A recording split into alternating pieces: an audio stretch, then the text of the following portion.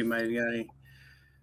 All right, welcome everybody. I'm Brian Littleton, host of Racelogic Chassis School, and we got Billy Moyer Jr. on live tonight. Billy, good to have you on. Yeah, thank you. Glad to be on here and talk a little bit with all you guys. Yeah, we'll wait here just a couple of minutes and get some. I can see when guys jump on. We'll get some guys to jump on, and we'll talk about what's been going on in your world and what the rest of the year looks like, and we'll kind of just cover some racing stuff with you. Yeah, that'll be fun. Looks like we're starting to get some people on now. Billy, kind of talk, about your year. I know you started out with Lucas Oil, and I think you had a foot injury that kind of threw you off a little bit. Kind of go over that with the audience and tell them kind of what you had planned, what went on early in the year, and where you're at now. Yeah, we ran the Lucas thing to start the year, but I broke my foot there. We didn't start the year very good, anyways. Like last year, we started fairly well, and I think we were like 8th or 9th coming out of Florida, and really within striking distance of top 5 or so. And then this year we come out buried up and didn't run very good. And then I broke my dang foot and had to miss 6 races or something. And when you do that, you basically just run around the country just to finish, wherever the last spot is in the points. And right now it's like 12th or 13th, and that's not real fun whenever you're out of the show up money and then you don't get a big check at the end of the year. It doesn't make sense, and you kind of want to do your own schedule, and that's kind of just where we landed. Now we just kind of race where we want and trying to regroup. Don't know what we'll do next year. I mean, we don't know where we're going this weekend, much less next year. So just kind of take it day by day, week by week. I like doing that a lot better. But on the flip side, the Lucas Oil Series, they pay real good. The payback's always real strong, and the show up money and whatnot's real nice. But sometimes it's nice to not have to leave on Thursdays to go race, or sometimes even Wednesdays. Right.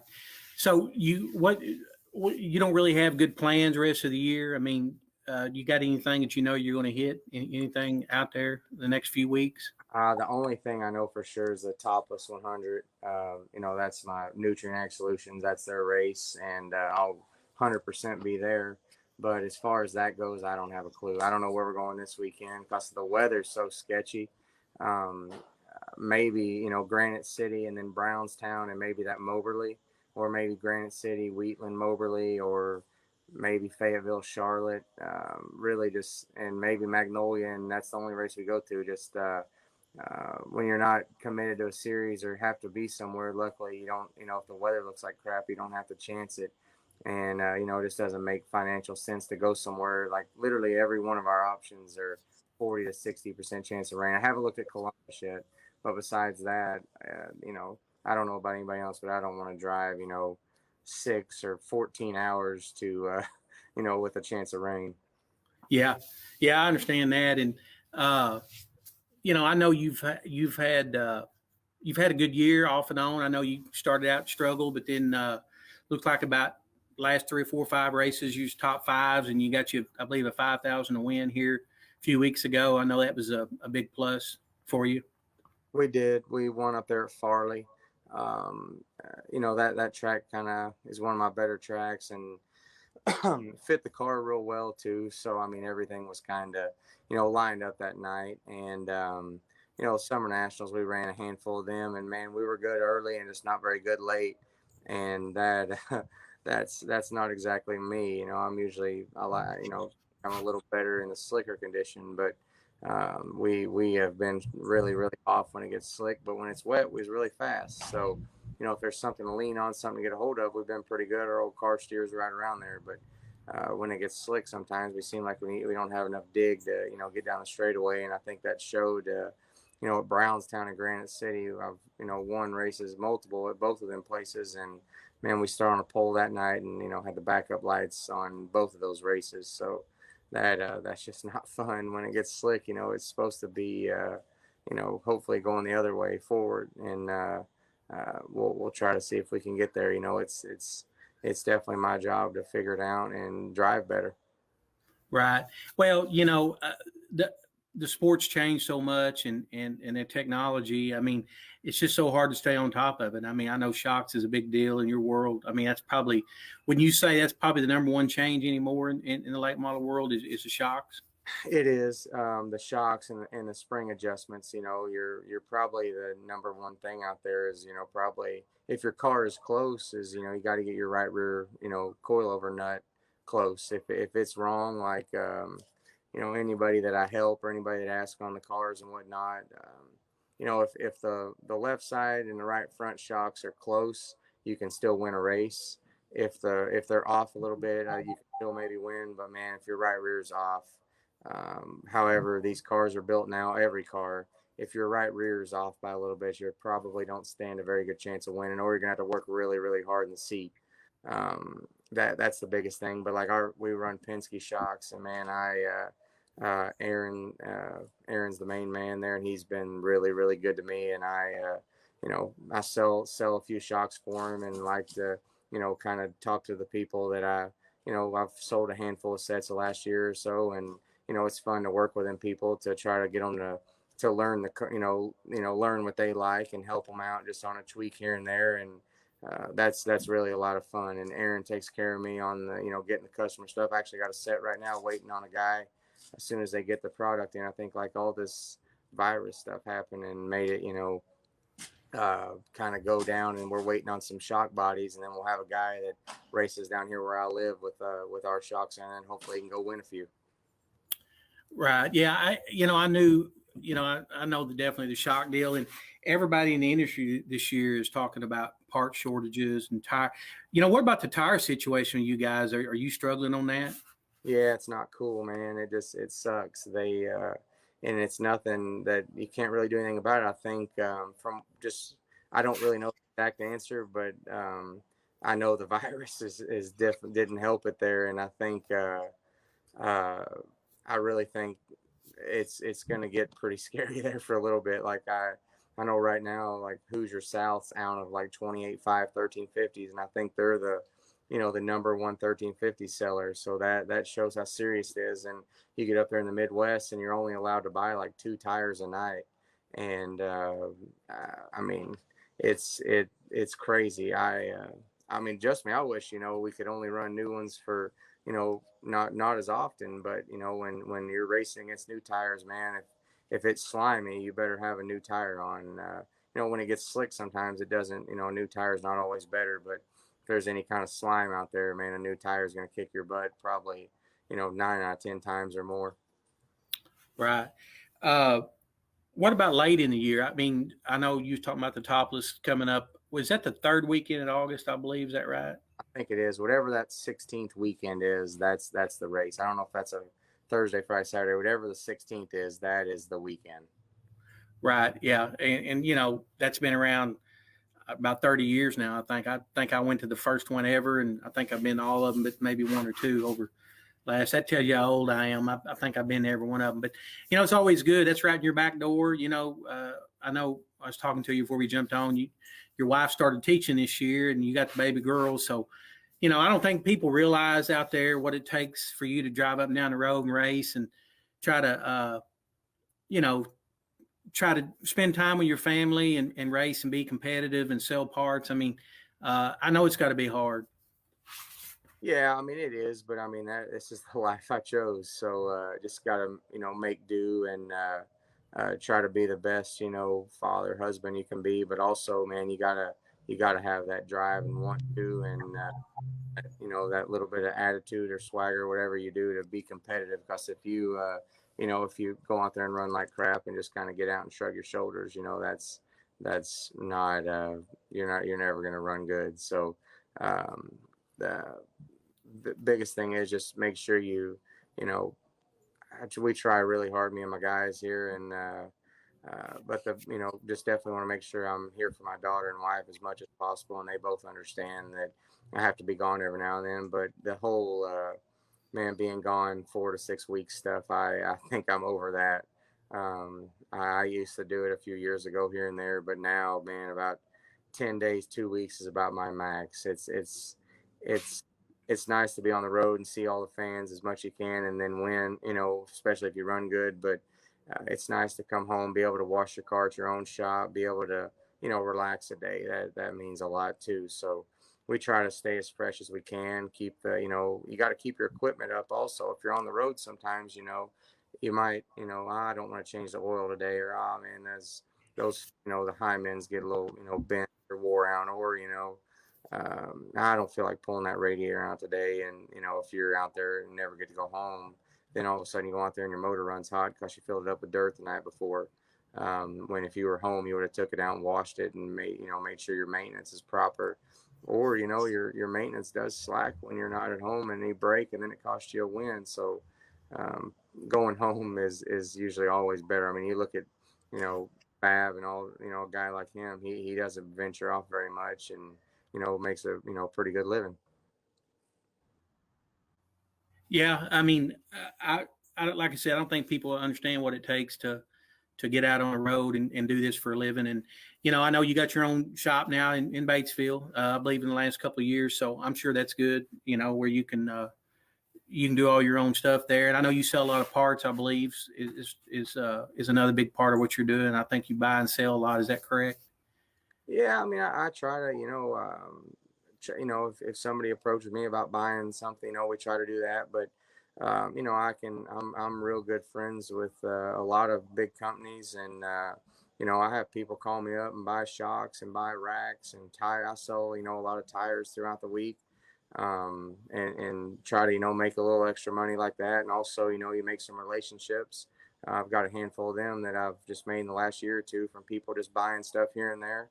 And that's pretty cool. Also, it's nice to be able to make a little bit of money here and there that's not involved the race car as far as actual racing. But at the end of the day, if you don't perform, then you don't make as much. So it was nice to win that night at Farley, but that probably just got us just went right to when I got home, I put that money in the bank and I sent Clements a check for like I think 9,200. So like that was you got to save up throughout the year to take care of your engine bills. Yeah. Billy, I'm sure somebody will ask here in a minute if they hadn't. I know Dad retired this year. It looks like he's selling his place and moving. Can you elaborate on that? Any kind of let everybody know what his plans are? I mean, They're really at no answer to that. I think he just he wants to kind of be done with having to go up and down the road and having to worry about every single thing. If somebody called him up and said, hey, I've got good equipment and just come drive this, the guy can still win and will still win because he's 63 years old, but he's still, he's probably not going to go somewhere and lean on a cushion for 100 laps. But there's no doubt he could go win. He could win at Granite City tomorrow or Friday night if he had the right equipment and not have to worry about everything on his shoulders. If he showed up, drive, and had a good crew chief, I guarantee he could win at Granite City Friday night at 63.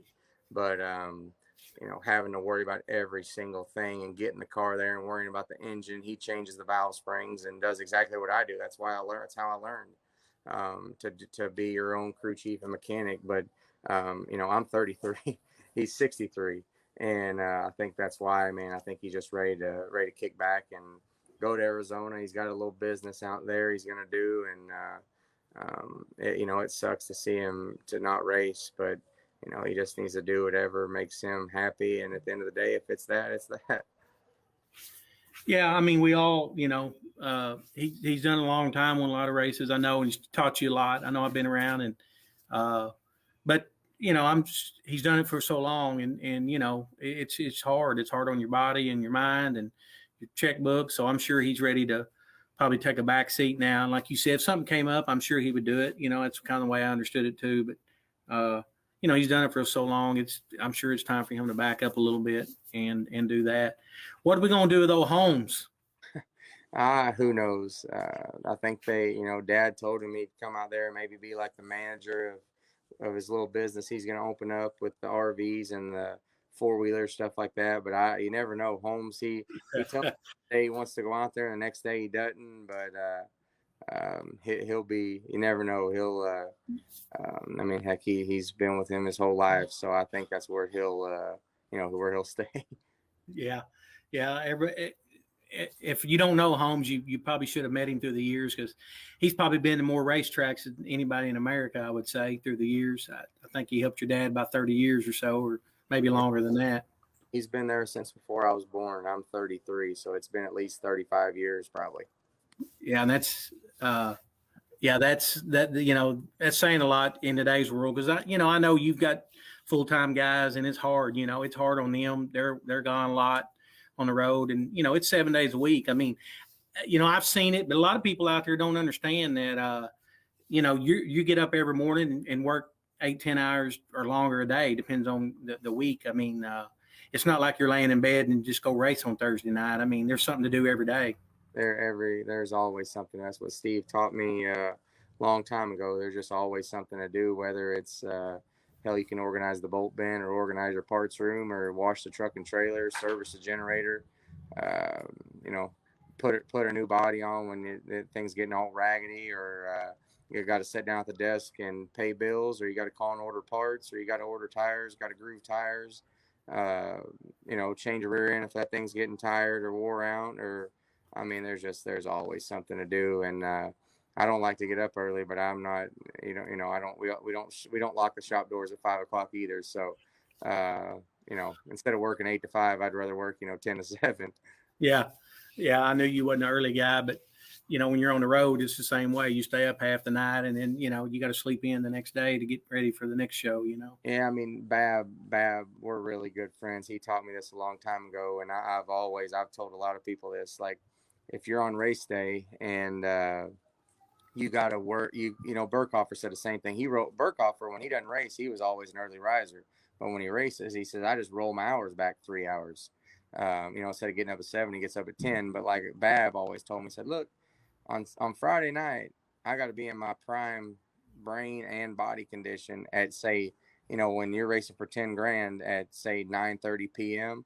If you're up at 6:30 getting coffee or something, or getting your day started at 6:30, man, it's going to be hard to be primed up at 15 hours later. It's one thing if you're driving the truck up and down the road, but whenever you're in that race car and every inch matters here and there, that Bab always told me, like, man, you gotta have your body ready to go at 10 o'clock, sometimes at midnight, when you get somewhere and you they drag the show out, or you have somebody tears a fence down, you got to sit there. I mean, I've been in the car at 2 o'clock in the morning before. So I guess that's my excuse why I'm not no 7 o'clock guy. I don't think any of us Right. are. Well, yeah, I get it. With Oh, that baby girl though, she probably is. She probably is early riser. I bet. oh yeah, yeah. She stayed up late last night, so she kind of slept in. She took a late nap, and her hours, we go with her hours. She wakes up at sometimes 7 o'clock, ready for some chocolate milk. So my wife usually jumps up and gets on that if we're there, and then but about before by not no later than about 9, she's ready to roll, like ready to rock. Yeah. I lost it. Yep, I lost you there. Well, Billy, I won't keep you. I know. Yeah, I'm still here. Yep, I can barely. Are you there? Yep, I got you now. Yep. Okay. I said, Lynn had to take something to your wife at school, but I appreciate you giving us 15, 20 I lost. minutes. I know she's doing that. And you want to shout out to any of your sponsors before you jump off? Yeah, yeah. I just want to, thank everybody that's on here or watched this, and come to any of our classes. It's pretty cool. Maybe we can do another one here this winter or something. And them are always fun to communicate with all those people. I still have a lot of guys that come up to me at the races, or they send me a message on Facebook and chat. And I think I seen one message pop up on there. A guy went to school 5 years ago and still remembers it. That's always cool. But like on our car, we always say couldn't do it without all of them. Nutrient Ag Solutions, Mesilla Valley Transportation, Hass Horizontal, Phillips CBA. We just got a new sponsor, Pontiac RV, out of Pontiac, Illinois, and then Penske shocks are great to us. FK Rod Ends, Sunoco, Wiles, Sweet Manufacturing, Hoosier Tire. Um, Man, I got a lot of good people on the car. If I could see it. Lucas Oil is first. They sponsored us this year for the first time, and that was really cool. They give us a lot of product, and we try to represent them as good as we can. and AccuForce, iBox springs, Burt transmission. All those are real good products, and I'm forgetting a bunch. Outerwears and FSR radiators right here close to the house. It's everybody performance bodies, Strange Oval, Stop Tech Brakes. I think just a lot of good people. I'm forgetting a few, I'm sure, but if I do, apologize. They're on the car. They're on our website, and try to mention them. But this Nutrient Ag, I definitely wouldn't be where I'm at today without that guy. Just try to be as appreciative as I can. Sure. Billy, last thing, if anybody wants to order any apparel from you, they can go to your website, I'm assuming, Yep. and order it. Yes, it's very easy. Just BillyMoyerJr.com. Click on the apparel, and you can order, pay, and all that. And if you order right now, I'll ship the stuff out to you tomorrow. And if not, if you order it by the next day or two, I try to get them out as quick as possible. Post office is like 6 minutes from the shop, so we can get it out. But it's really easy. You can pay on there with credit card or PayPal, and those t-shirts, hoodies, and tumblers and decals, all that stuff really helps us get up and down the road. Billy, I appreciate it. Tell your wife hello and the baby, and maybe we'll jump on late in the season again and see how the rest of the year's went. And good luck to you rest of the year. Yeah, thank you for having us on here, and thanks to everybody. I'm on here. Yeah, well, thank you for having us, and I'll stay in touch with you. All right, buddy. I'll see you, Billy. Thank you, guys. All See right. you.